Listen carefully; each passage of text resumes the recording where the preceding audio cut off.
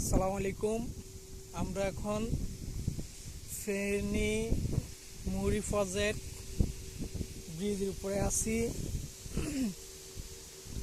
আমাদের এই পাশে আছে দেখুন খাল খাল ভর্তি ফানি আর ফানি।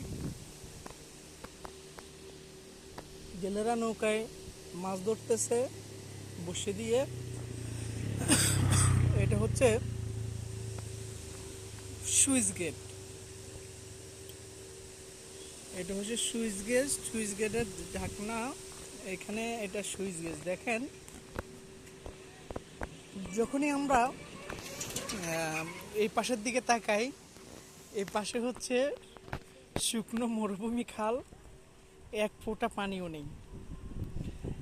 আসলে এটা কেন বা কি কারণে হয়েছে তা আমার জানা নাই। এখানে আসলে ওনারা এইদিকে পানি রাখে না কেন বা পানি দেয় নাই কেন তা জানা নেই। তবে এইদিকে খালটা একদম শুকনা, এক ফোঁটা পানি নাই। নৌকা ট্রলারগুলো সব অর্ধেক বালিতে ভেসে আছে। দেখেন, সত্যি অবাক করা বিষয়, খুব ভালো লাগতেছে।